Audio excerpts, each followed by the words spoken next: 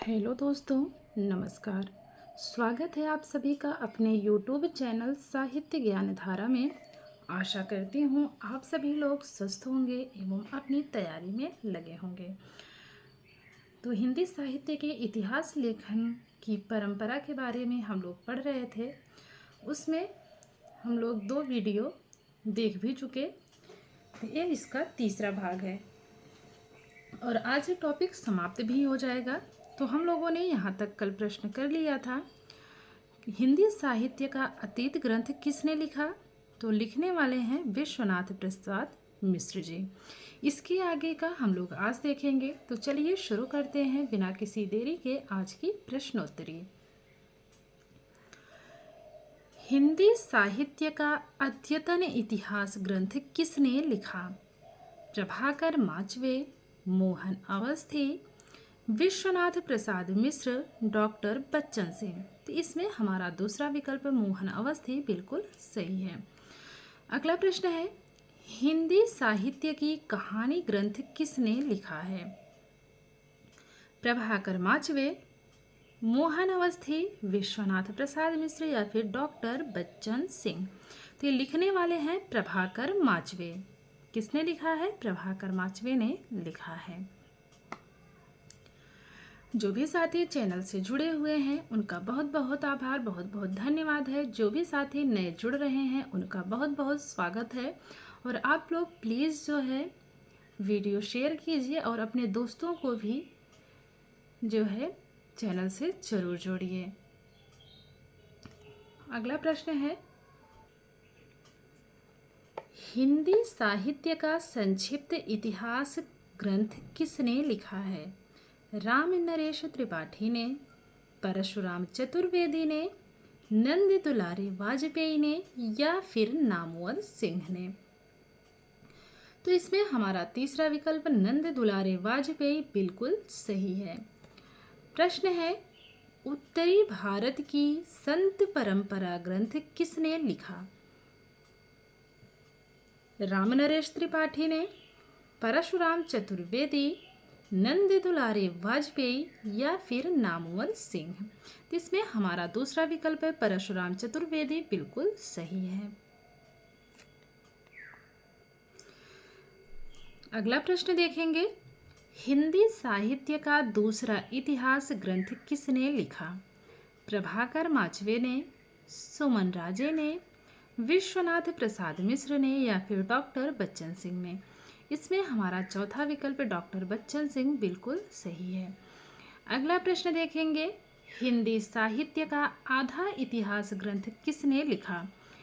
प्रभाकर माचवे ने, सुमन राजे, विश्वनाथ प्रसाद मिश्र या फिर डॉक्टर बच्चन सिंह।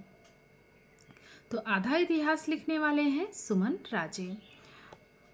अगला प्रश्न है, हिंदी साहित्य का संक्षिप्त इतिहास किसने लिखा है।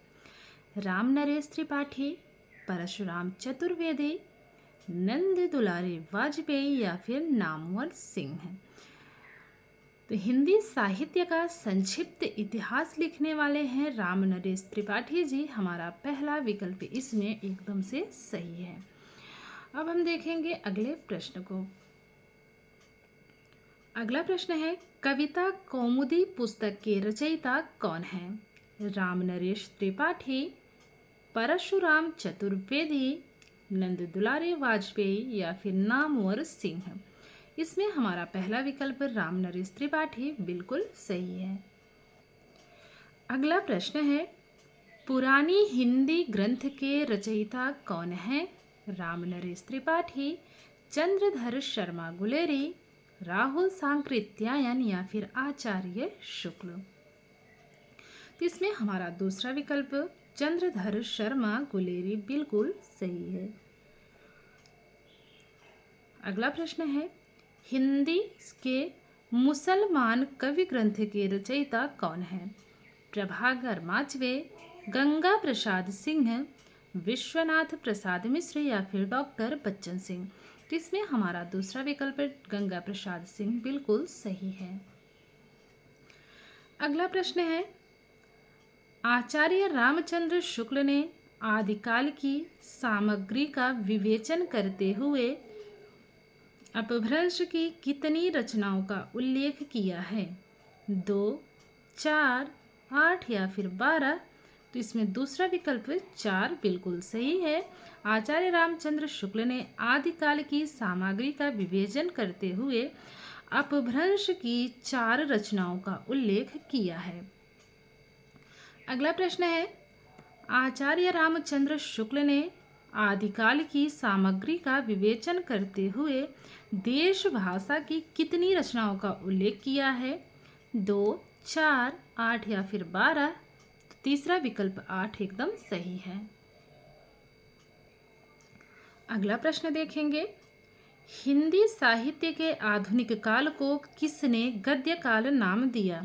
रामनरेश त्रिपाठी, चंद्रधर शर्मा गुलेरी, राहुल सांकृत्यायन या फिर आचार्य शुक्ल? तो हिंदी साहित्य के आधुनिक काल को गद्य काल नाम देने वाले विद्वान हैं आचार्य शुक्ल जी। चौथा विकल्प इसमें हमारा सही है।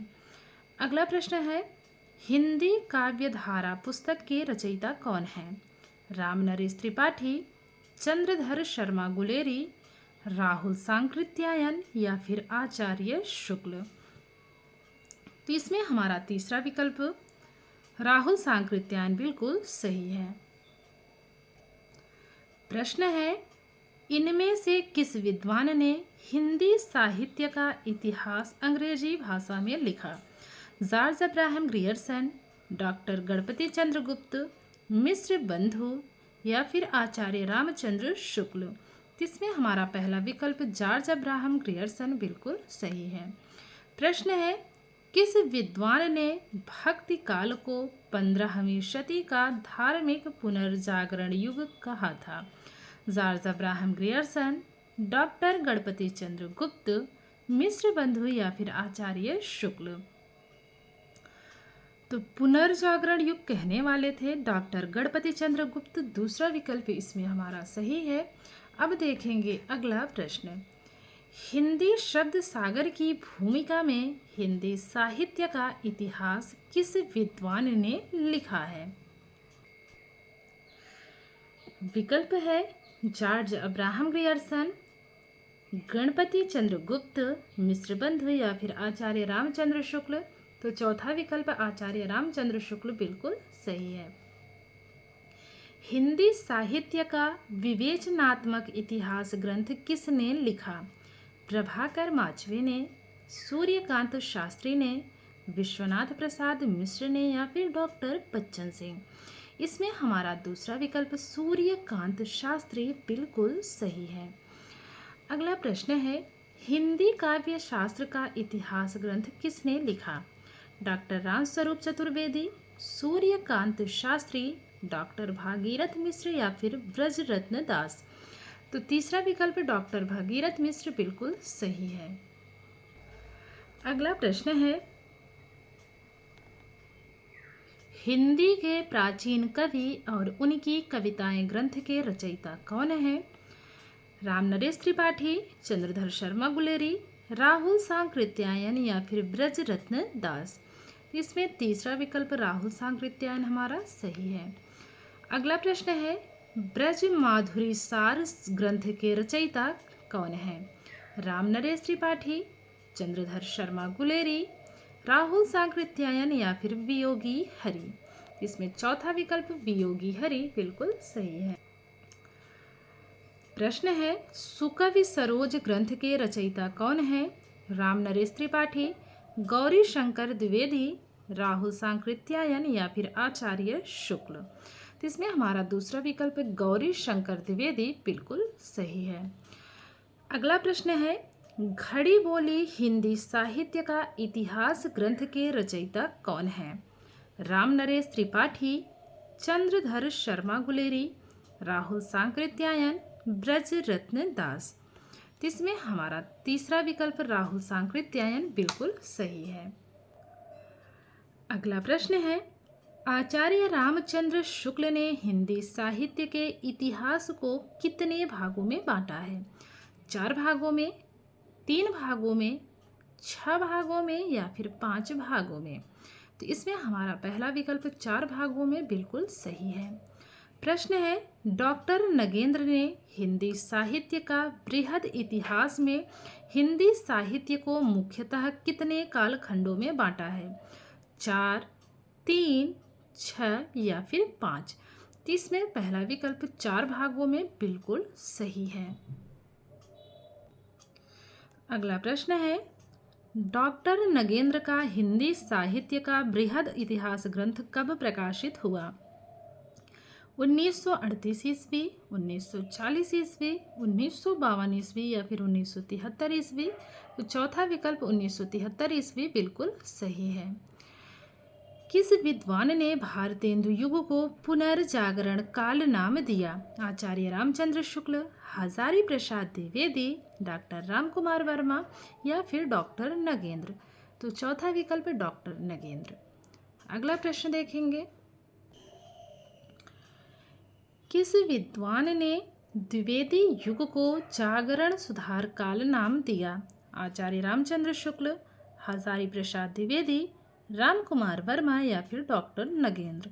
इसमें हमारा चौथा विकल्प डॉक्टर नगेंद्र बिल्कुल सही है।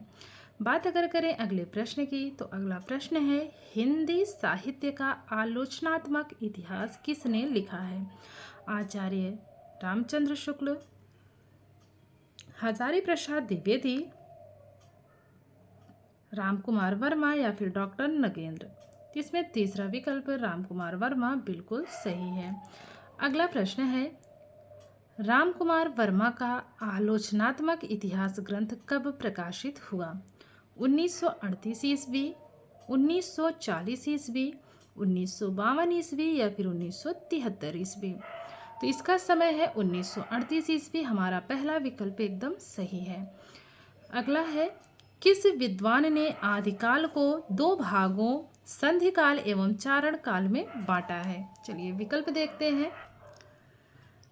आचार्य रामचंद्र शुक्ल, हजारी प्रसाद द्विवेदी, रामकुमार वर्मा या फिर डॉक्टर नगेंद्र? तो रामकुमार वर्मा तीसरा विकल्प इसमें सही है। बात करेंगे अगले प्रश्न की, तो अगला प्रश्न है, हजारी प्रसाद द्विवेदी का ग्रंथ हिंदी साहित्य उद्भव एवं विकास कब प्रकाशित हुआ? 1938 ईस्वी, 1940 ईस्वी, 1952 ईस्वी या फिर 1973 ईस्वी? तो जो सही है इसमें वो है तीसरा विकल्प 1952 ईस्वी। अगला प्रश्न है, भक्तिकालीन साहित्य को भारतीय विचारधारा का स्वाभाविक विकास किसने माना है? डॉक्टर रामकुमार वर्मा ने, आचार्य रामचंद्र शुक्ल ने, हजारी प्रसाद द्विवेदी ने या फिर डॉक्टर विश्वनाथ प्रसाद मिश्र ने? तो इसमें हमारा तीसरा विकल्प हजारी प्रसाद द्विवेदी बिल्कुल सही है। तो ये थी आज की प्रश्नोत्तरी। कल हम लोग देखेंगे आदिकाल के बारे में। तो आज यहाँ पर हिंदी साहित्य के इतिहास लेखन की परंपरा समाप्त हुई और जितने भी प्रश्न हैं सब परीक्षा में पूछे जा चुके हैं। बहुत ही महत्वपूर्ण प्रश्नों का संकलन है ये। तो आप लोग वीडियो को पूरा देखिए और कम से कम समय में ज़्यादा से ज़्यादा तैयारी कीजिए। हमें नहीं कह रहे हैं कि आप बस यही बुक पढ़िए, यही वीडियो देखिए। आपको जहाँ अच्छा लगे, जो भी वीडियो अच्छी लगे, आप लोग ज़रूर देखिए। हमने पहले भी कहा है कि हमें अपनी एक सीट कंफर्म करने से मतलब है वो कहाँ से हो रही है, किस वीडियो से हो रही है, किस बुक से हो रही है, वो मैटर नहीं करता, बस होना चाहिए सिलेक्शन। तो जितने भी साथी चैनल से जुड़े हुए हैं, एक बार पुनः सभी का आभार, बहुत बहुत धन्यवाद। प्लीज़ आप लोग अपने दोस्तों को भी चैनल से ज़रूर जोड़िए और मिलते हैं नेक्स्ट वीडियो में। तब तक के लिए सभी को जय श्री राधे कृष्णा, जय श्री सीताराम, नमस्कार।